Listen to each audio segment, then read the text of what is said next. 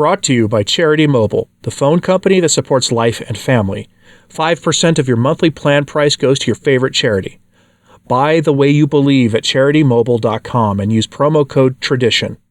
If I say, surely the darkness shall cover me, and the light about me be night, even the darkness is not dark to you. The night is bright as the day, for darkness is as light with you. For you formed my inward parts. You knitted me together in my mother's womb. I praise you, for I am fearfully and wonderfully made. Wonderful are your works. My soul knows it very well. My frame was not hidden from you when I was being made in secret, intricately woven in the depths of the earth. Your eyes saw my unformed substance. In your book were written, every one of them, the days that were formed for me, when as yet there was none of them. That is an excerpt from Psalm 139, the ESV edition, and I usually use a Dewey Rames for quoting scripture when it comes up in my news reports, but I thought I'd go with a little easier translation, because as wonderful as a Dewey Rames is, and as true as it is that predates the King James Version as the oldest English translation of the Bible available, it's not as accessible for many. And the reason I began with that is we have a story that's sort of a twofold story. We have a story from a ostensibly Christian and Catholic outlet reporting on a diocesan hermit being accepted by their diocese. And the diocese in question is the diocese with Bishop John Stowe as its head. Now, if you're never familiar with Bishop John Stowe, he's been a champion for the James Martin issue, the James Martin crowd, and has wonderfully implemented fiducia supplicans and its evil blessings that are in that document. And that diocesan hermit has embraced the ideology of the flesh that says that God made a mistake when they were creating them, that they were confused about the immutable nature of the flesh. It's an issue that you have to be so careful talking about on this platform that even very mainstream outlets that pride themselves in never dancing around issues will dance around to this one the way I do with many things. So you'll please bear with me. Many channels have been instantly removed from this mortal coil for speaking as bluntly as many of you would like, but on this issue. A diocesan hermit, a monk, in Bishop John Stowe's diocese. In this article, the reason it's a twofold story is not only is it that, but the actual article on this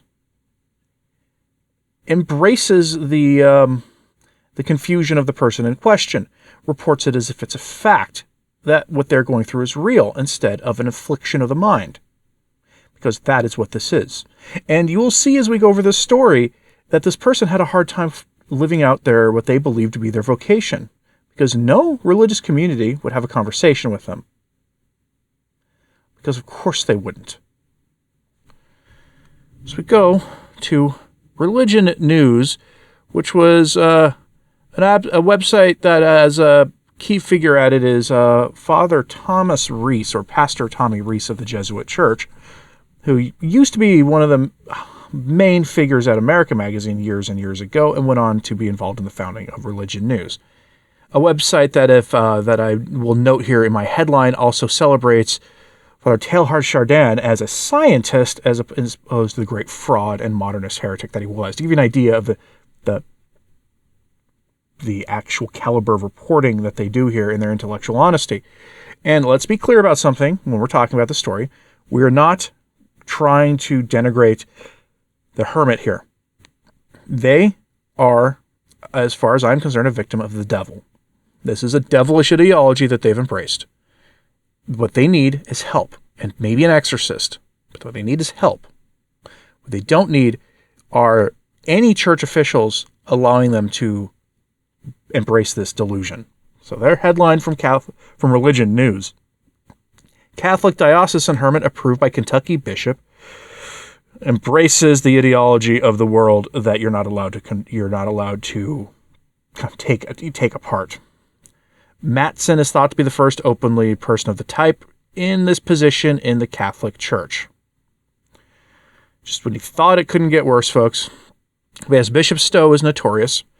He is one who championed fiducia supplicans, has been at the forefront of this issue for years beforehand.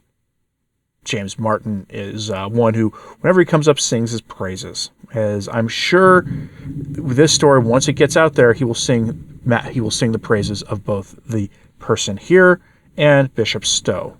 Stowe, who has failed spectacularly to do his job as a shepherd, especially on this issue. Let's take a look at the article, and please say a prayer for the person who is the subject of this article, because again, we're not trying to take them down. They desperately need help.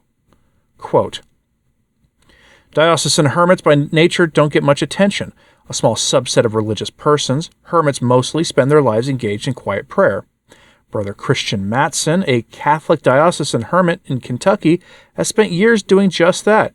His monk's habit might catch his neighbor's eye, but he is known in the town where he lives primarily through his work with the local theater. But recently, Matson decided that his faith compels him to make a little more noise than usual. This Sunday, Pentecost 2024, I am planning to announce publicly that I am confused about the nature of reality, Matson told Religion News Service on Friday, May 17th, saying that he was speaking out with the permission of his Bishop John Stowe of the Diocese of Lexington in Kentucky. Let's pause here. I am, emphasizing he and his to point out what the article is doing here. I'm not embracing it. I'm just quoting this article, and I'm pointing out what they're doing here. Understand, this is a person who desperately needs help, and they're not getting it. They're getting the opposite of help. Back to it, quote, Matson, who is also a Benedictine oblate, believes he is the first openly person of the type in his position in the Catholic Church. It's a difficult claim to confirm. Even Stowe told RNS he does not know for sure if Matson is the first, but Matson's status is at least highly unusual and comes at a time when church officials are grappling with how to address such Catholics. According to Matson, 39, his disclosing, as he describes it, is a moment years in the making. He offered his story as indicative of the often difficult path for such Catholics, including those seeking life as religious, a category that includes brothers and nuns. I am currently based in the Appalachian Mountains of eastern Kentucky, he wrote in an email to friends and supporters on Sunday. I live in a hermitage at the top of a wooded hill which I share with my German Shepherd Rescue, Odie, and with the Blessed Sacrament, which was installed in my oratory shortly before Christmas.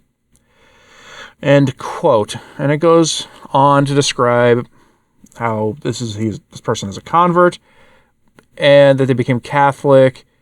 And they decided that the reason that they they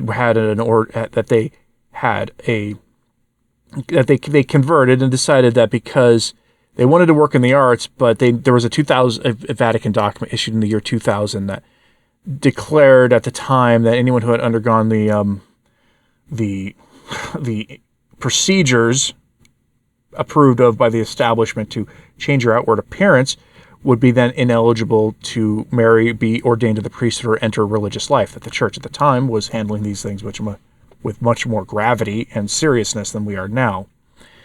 And instead, that the only options they were told by a canon lawyer was that they could that the most normal options for them, marriage or the priesthood, are off the table, at least in the Catholic Church. Instead, they told him the canon lawyer told them to just tell them about their confused state, to tell everybody about their confused state and seek a religious vocation. And once they tried that, guess what happened? No religious order wanted them, because of course not. And they've been doing this for a decade. I'm having such a hard time talking about this story, and not because of the dancing around it you have to do, but because this is a place where the bishops and the canon lawyers and those in the institutional church have failed this person. Failed him spectacularly. What they should have gone and done when he went to that canon lawyer was told to seek help. God did not make a mistake.